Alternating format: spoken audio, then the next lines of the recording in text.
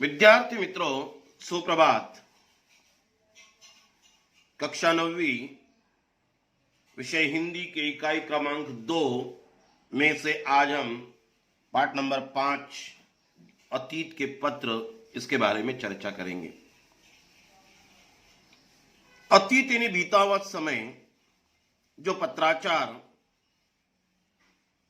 लेखक विनोबा भावे जी और महात्मा गांधी जी के बीच हुआ था,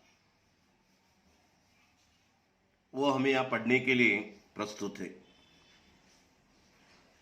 पहला पत्र लिखा विनायक नरहरि भावे, इन्होंने महात्मा गांधी जी को, और उसका जवाब दिया गांधी जी ने लेखक विनोबा अर्थात विनायक नरहरि भावे जी को।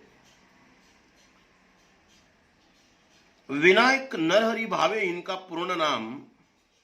11 सितंबर 1895 में उनका जन्म, 15 नवंबर 1982 में उनकी मृत्यु हो गई थी।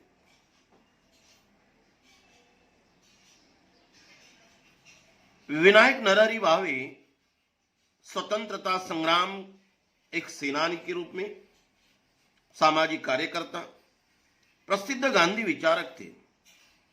गीता पर वार्ता, शिक्षा पर विचार आदि कुछ ऐसे इनकी प्रमुख रचनाएं। मोहनदास करमचंद गांधी, ये महात्मा गांधी जी का पूर्ण नाम। 2 अक्टूबर 1869 में उनकी जन्म, 30 जनवरी 1947 में उनका मृत्यु। भारतीय स्वतंत्रता आंदोलन के प्रमुख राजनीतिक एवं आध्यात्मिक नेता थे। सत्य के साथ मेरे प्रयोग, ये उनकी आत्मकथा पर किताब। हिंद स्वराज्य या इंडियन होम रूल, इनके अतिरिक्त लगभग प्रत्येक दिन अनेक व्यक्तियों और समाचार पत्रों के लिए वो लेखन कार्य भी करते रहे। इस पाठ में प्रथम पत्र में विनोबा भावे जी का दृढ़ निश्चय, देश सेवा, व्रत, परिश्रम, अनुशासन, गांधी जी के प्रति समर्पण एवं श्रद्धा परिपूर्ण हमें दिखाई देती है। जब गांधी जी ने उन्हें पत्र दिया या पत्र का जवाब दिया, तो गांधी जी का भावे के प्रति विश्वास, पितृवत प्रेम, एक पिता की तरह प्रेम दिखाई पड़ता है। इन दोनों पत्रों के माध्यम से मानवीय जो मूल्य है, ये मानवीय मूल्य अपनाने की प्रेरणा इस पाठ के द्वारा हमें मिलती है। तो पहला पत्र लिखा गया विनोबा विनायक नरहरि भावे, परम पूज्य बापू जी। 1 साल पहले अस्वास्थ्य के कारण आश्रम से बाहर गया था। स्वास्थ्य ठीक नहीं था, इसीलिए मैं आश्रम के बाहर चला गया था। यह तय हुआ था कि 2-3 मास वाई रहकर आश्रम लौट आऊंगा। यह भी तय हुआ था कि 2-3 मास यानी महीने वाई स्थान जगह रहकर आश्रम में दोबारा लौट आऊंगा। पर 1 साल बीत गया, फिर भी मेरा कोई ठिकाना नहीं। वादा तो 2-3 मास का ही था, 2-3 महीने का, लेकिन 1 साल बीत गया, फिर भी मेरा कोई ठिकाना नहीं है। अभी पर मुझे कबूल करना चाहिए कि इस बारे में सारा दोष मेरा ही है। अभी तक मेरा लौटने का कोई ठिकाना नहीं है, लेकिन हां, मुझे कबूल करना चाहिए, मुझे मान लेना चाहिए कि इसके बारे में सारा दोष, सारी गलतियां मेरी हैं। वैसे मामा फड़के को मैंने एक दो पत्र लिखे। आश्रम ने मेरे हृदय में खास स्थान प्राप्त कर लिया है।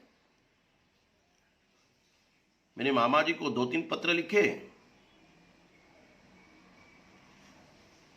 पर आश्रम ने मेरे हृदय में खास एक स्थान, जगह बना ली है। इतना ही नहीं, अपितु मेरा जन्म ही आश्रम के लिए, ऐसे मेरी श्रद्धा बन गई। तो फिर प्रश्न उठता है कि मैं 1 वर्ष बाहर क्यों रहा। मेरी श्रद्धा है कि मेरा जन्म ही आश्रम के लिए बन गया, तो फिर प्रश्न ही निर्माण तो अवश्य होगा कि मैं 1 वर्ष बाहर क्यों रहा। जब मैं 10 वर्ष का था, तभी मेरे ब्रह्मचर्य व्रत का पालन करते हुए देश सेवा करने का व्रत लिया। व्रत लेना यानी संकल्प करना। व्रत लेना का अर्थ क्या होता है? संकल्प करना। मैंने संकल्प कर लिया, व्रत ले लिया। 10 वर्ष की आयु में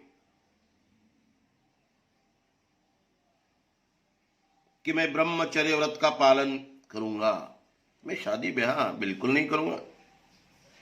उसके बाद मैं हाई स्कूल में दाखिल हुआ। उस समय मुझे भागवत गीता के अध्ययन का शौक लगा, जो पवित्र ग्रंथ हिंदू का गीता, उसको पढ़ने का मुझे शौक लगा। मेरे पिताजी ने दूसरी भाषा के तौर पर फ्रेंच लेने की आज्ञा दी। हाई स्कूल में दाखिल हुआ, पिताजी ने मुझे आज्ञा दी कि आप दूसरी भाषा सीखनी चाहिए, तो मुझे फ्रेंच लेने की उन्होंने आज्ञा दी। तो भी गीता पर का प्रेम मेरा कम नहीं हुआ था। पिताजी आज्ञा दी, लेकिन गीता पढ़ने का जो प्रेम है मेरा कम नहीं हुआ था। और तभी से मैंने घर पर ही खुद ब खुद संस्कृत का अध्ययन शुरू कर दिया।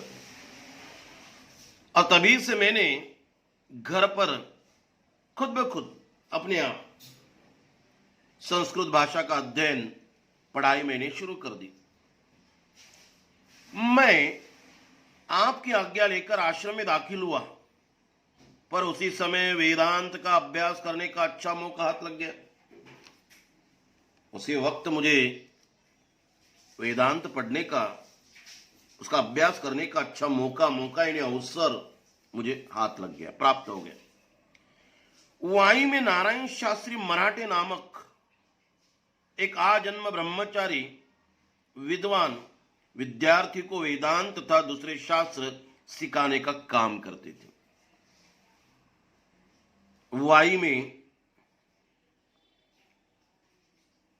नारायण शास्त्री मराठे नाम के एक आजन्म ब्रह्मचारी विद्वान विद्यार्थियों को वेदांत और अन्य शास्त्र पढ़ाने का काम करते थे। उनके पास उपनिषदों का अध्ययन करने का लोभ मुझे हुआ। उनके पास उपनिषद पढ़ने का लोभ, लालच मेरे मन में निर्माण हुआ। इस लोभ के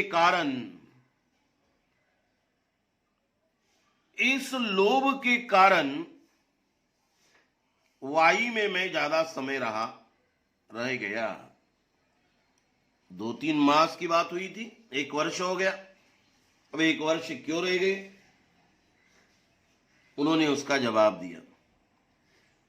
नारायण शास्त्री मराठे नामक आजन्म ब्रह्मचारी विद्वान विद्यार्थियों को वेदांत का अभ्यास कराते थे, अन्य शास्त्र भी पढ़ाते थे, और मेरे अंदर भी उपनिषद पढ़ने का लोभ निर्माण हुआ उनके द्वारा, और इसी कारण मैं वाई में ज्यादा समय रह गया। इतने समय में मैंने क्या क्या किया ये लिखता हूं। अभी इतने समय में मैंने क्या क्या किया है वह मैं लिख रहा हूं। 1 वर्ष में क्या क्या किया।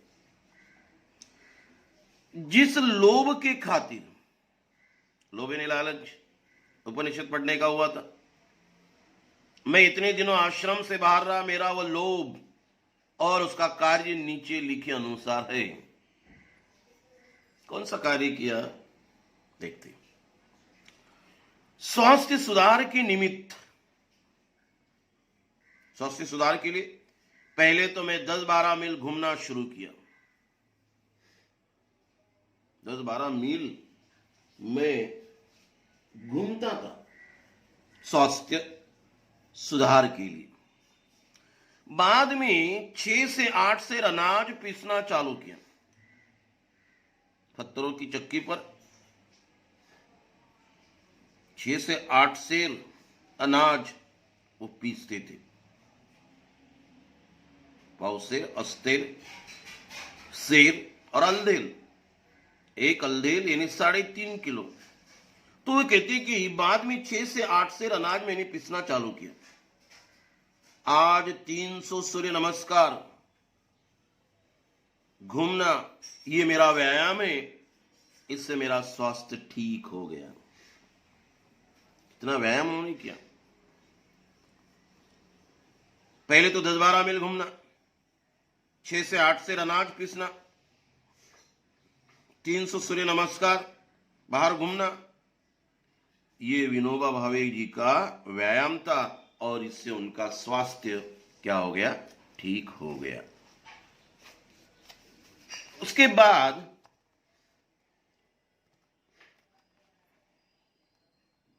आहार के विषय में, भोजन के विषय में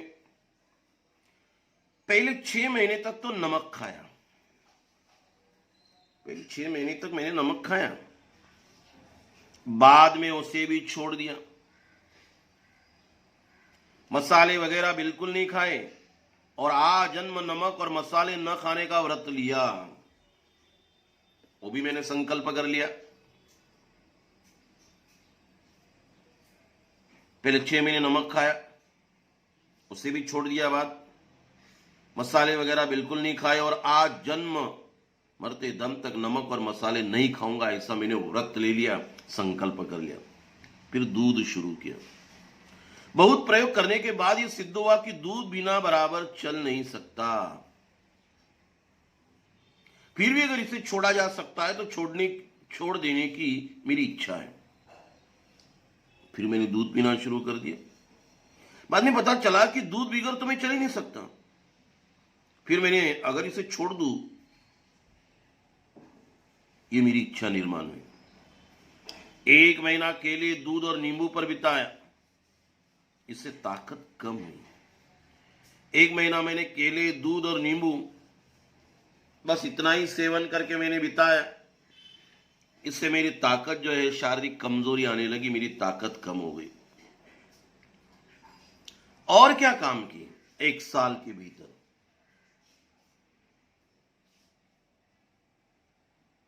उस वाई में रहकर और क्या काम किया? तो ये उनका व्यायाम भोजन के बारे में हुआ। नारायण शास्त्री मराठे नामक व्यक्ति मिल गए और उन्होंने उपनिषद पढ़ना शुरू किया। लेकिन वहां रहकर उन्होंने व्यायाम, 10-12 मील घूमना, 6 से 8 सेर अनाज पीसना, 300 सूर्य नमस्कार घूमना, ये उनका व्यायाम, स्वास्थ्य ठीक हो गया। आहार के विषय में 6 महीने तक नमक खाया, बाद में उसे छोड़ दिया। मसाले, नमक तो बिल्कुल आजन्म न खाने का व्रत ले लिया। दूध पीने लगे, दूध भी छोड़ दूं, विचार तो मेरे मन में आया। 1 महीना केले, दूध और नींबू पानी से उन्होंने बिताया। इससे थोड़ी उनकी शारीरिक कमजोरी तो आ गई। अगला कार्य उन्होंने क्या किया? गीता का वर्ग चलाया। गीता पढ़ाने का वर्ग, धर्म ग्रंथ, पवित्र ग्रंथ। इसमें 6 विद्यार्थियों को अर्थ से सारी गीता सिखाई, बिना परिश्रमिक के। मतलब पढ़ाने का जो मेहनत आना है वो लिए बगैर उन्होंने 6 विद्यार्थियों को अर्थ सहित गीता सिखाई। नंबर 1। क्रमांक 2, ज्ञानेश्वरी 6 अध्याय। इस वर्ग में 4 विद्यार्थी थे। इस वर्ग में ज्ञानेश्वरी पढ़ने के लिए 4 विद्यार्थी थे, उनको मैंने 6 अध्याय पढ़ाया। उपनिषद 9, इस वर्ग में 2 विद्यार्थी रहे। हिंदी प्रचार में स्वयं अच्छी हिंदी नहीं जानता, फिर भी विद्यार्थी को हिंदी के समाचार पत्र पढ़ाने का क्रम मैंने रखा। हिंदी तो स्वयं अच्छी नहीं जानता, लेकिन विद्यार्थियों को हिंदी समाचार पत्र पढ़ाने का क्रम सिलसिला मैंने रखा। अंग्रेजी 2 विद्यार्थियों को सिखाई। यात्रा लगभग 400 मील पैदल राजगढ़, सिंहगढ़, तोरणगढ़ आदि इतिहास प्रसिद्ध किले मैंने देखे। प्रवास करते समय गीताजी पर प्रवचन करने का क्रम भी रखा था। 400 मील पैदल यात्रा की, राजगढ़, सिंहगढ़, तोरणगढ़ आदि इतिहास प्रसिद्ध किले देखे। लेकिन ये यात्रा करते समय जहां भी मैं रहता था तो वहां मैंने कई प्रवचन दिए गीता पर। आज तक ऐसे कोई 50 प्रवचन किए मैंने। अब यहां से आश्रम आते हुए पहले पैदल मुंबई जाऊंगा, वहां से रेल से आश्रम पहुंचूंगा। मेरे साथ 25 वर्ष का एक विद्यार्थी प्रवास कर रहा है, मुझसे गीता सीखने का उसका विचार है। मैं अधिक से अधिक चैत्र शुक्ल 1 को आश्रम पहुंच जाऊंगा। चैत्र शुक्ल 1 तारीख को मैं आश्रम पहुंच जाऊंगा। 8वां और क्या काम, वाई में विद्यार्थी मंडल नाम की एक संस्था की स्थापना मैंने की। उसमें एक वाचनालय खोला, लोग आकर पढ़ सके। उसकी सहायता के लिए चक्की पीसने वालों का एक वर्ग मैंने शुरू किया। उसमें मैं और दूसरे 15 विद्यार्थी चक्की पीसते थे। एक वर्ष में क्या क्या काम किया उन्होंने। गीता का वर्ग चलाया, ज्ञानेश्वरी पढ़ाई, उपनिषद पढ़ाए। हिंदी स्वयं अच्छी नहीं जानते, लेकिन समाचार पत्र पढ़ाने का क्रम सिलसिला रखा। अंग्रेजी 2 विद्यार्थी को सिखाई। लगभग 400 मील पैदल यात्रा की। राजगढ़, सिंहगढ़, तोरणगढ़ इतिहास प्रसिद्ध किले देखे। यात्रा करते वक्त उन्होंने कहीं गीता पर कई प्रवचन दिए। अभी वाई में विद्यार्थी मंडल नाम की उन्होंने एक संस्था स्थापन की और उसमें एक वाचनालय खोला। उसकी सहायता के लिए चक्की पीसने वालों का एक वर्ग शुरू किया। अभी किताबें उसमें होनी चाहिए पढ़ने के लिए, तो हमने क्या किया, चक्की पीसने वालों का एक वर्ग शुरू किया। उसमें मैं और दूसरे 15 विद्यार्थी चक्की पीसते थे। मैं तो स्वयं था ही, और कई ऐसे 15 विद्यार्थी चक्की पीसते थे। अनाज उस पत्थरों की चक्की पर पीसते थे। आटा जो मशीन की चक्की पर पिसवाने ले जाते, उनका काम हम 1 पैसे में 2 सेर हिसाब से खुद करते थे।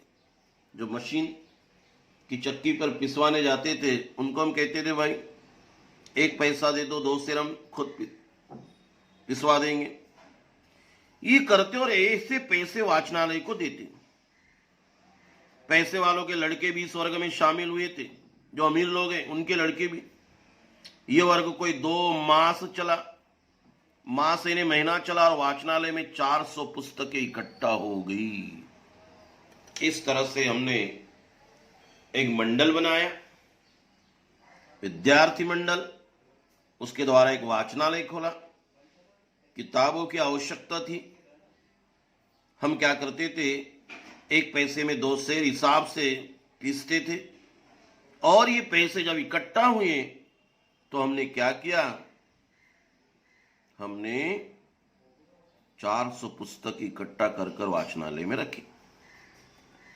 400 पुस्तकें। बड़ौदा में सत्याग्रहाश्रम के तत्वों का प्रचार करने का मैंने काफी प्रयत्न भी किया।